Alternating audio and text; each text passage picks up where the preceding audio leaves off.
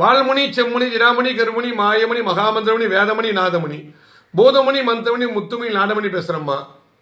அம்மா நீ அன்புள்ள ஜாதகம் பாஷுள்ள ஜாதகம் இறக்கவுன ஜாதகம் மற்ற உதவி ஜாதகம் இருந்தாலும் மற்ற உதவி பண்ணியே எல்லாத்தையும் தோத்துட்டீங்களா?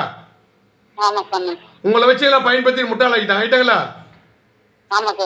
அப்போ நம்பிக்கை நம்பி மோசம் போயிட்டீங்களா? எல்லா பணத்தையும் நகையெல்லாம் எழுந்துட்டீங்களா?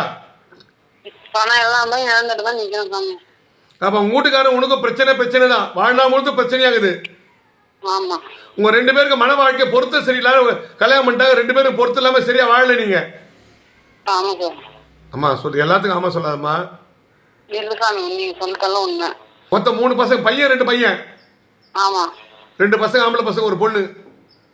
பொண்ணு பத்தி பிரச்சனை கிடையாது. ஒரு பையன் தீய பழத்துக்கு அடிமையிட்டான், குடிக்கு அடிமையிட்டான்.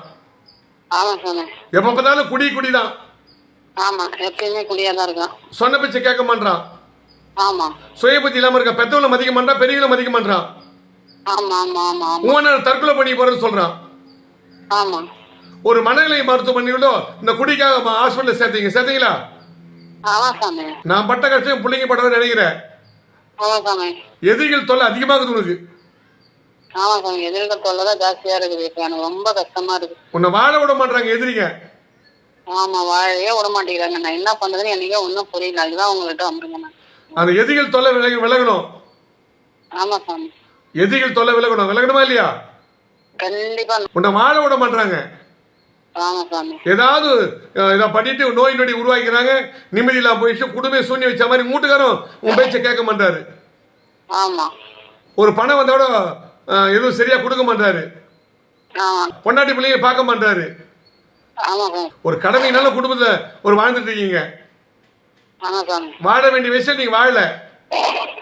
ஐயோ, வாழ வேண்டிய வயசுல வாழவே கிடையாது. என்ன பண்றது? தலைவிதிலாம் கிடையாதுமா. நல்லா கேட்டுக்குமா. இதுக்கு முன்னாடி எங்களம்மா ஜோசியர் வந்து பார்த்துருந்தா இந்த பிரச்சனைகளாம் தீர்வு கிடைச்சிருக்கோம். நீங்களே ராஜா, நீங்களே மந்தின்னு சொல்லிட்டு உங்க அறிவு கொண்டு முன்னுக்கு ஒரு முயற்சி பண்ணி தோத்துட்டீங்க. என்ன டிவி தொலைக்காட்சியில பல தொலைக்காட்சியில பார்த்துருப்பீங்க. நான் சொல்றது எதுனா போயிருக்கமா? இல்ல இல்ல, எந்த போயும் இல்ல சாமி. நீங்க அப்படியே நேர்ல பார்த்த மாதிரி பேசுறீங்க, சொல்லிருக்கிறீங்க. ரொம்ப ரொம்ப அப்படியே நேர்ல பார்த்த மாதிரியே பேசுறீங்க. ரொம்ப அது அதிர்ச்சியா இருக்குது. ஆமா, இது முன்னாடி என்ன பார்த்துருந்தா இந்த பிரச்சனை எல்லாம் வந்திருக்குமா? வந்திருக்காது சாமி, எனக்கு தெரியலையே. இதுக்கு முன்னாடி நான் பார்க்கவும் தெரியல. டிவில பார்த்துட்டு நம்பர் தான் வந்து உங்களை பார்த்தேன். ஆமா, ராஜ் டிவி விஜய் டிவி ஃபேமஸ்மா. ராஜ் டிவி விஜய் டிவி தான் ஃபேமஸ். நானு இந்த நீயா நானா நிகழ்ச்சியோட வந்து கலந்துருக்கேன் விஜய் டிவில. தெரியல சாமி, எனக்கு இவ்வளவு நாளும் நான் பார்த்துட்டேன். தெரியல, சேனல் மாத்திட்டே வந்தேன். மாத்திட்டு வரும்போது உங்களை இந்த மாதிரி டிவில பார்த்துக்கணும். அப்புறமா சரி நம்பர் எடுத்து நான் உங்களுக்கு ஃபோன் பண்ணேன். அப்படி நான் வரேன். நிறைய பேர் என்ன செய்வேன்னா, இந்த டிவி பார்ப்பாங்க. டிவி பார்த்தோன்னே அவரு ஜோசி பார்க்கலாம் நினைப்பாங்க. ஆனா பார்க்க மாட்டாங்க. அவங்க அதிர்ஷ்டத்தை தான் பார்க்க முடியும். நீங்க அதிர்ஷ்டம் தானே எங்கிட்ட ஜோசியம் பார்க்க பேசுறீங்க. இப்போ அதிர்ஷ்டம் இல்லாத எங்கிட்ட பார்க்க முடியாது. உண்மையா இல்லையாமா? அன்னைக்கு உனக்கு அதிர்ஷ்டம் தான் என்ன பார்த்துதான் அந்த பிரச்சனை தீர்ந்துருக்குமா இல்லையா? கண்டிப்பா கண்டிப்பா தீர்ந்துருக்கும். இந்த நிலைமைக்கு நீங்க வந்திருப்பீங்களா? வந்திருக்க முடியாது சாமி. உங்க மகன் இந்த நிலைமைக்கு வந்திருப்பானா?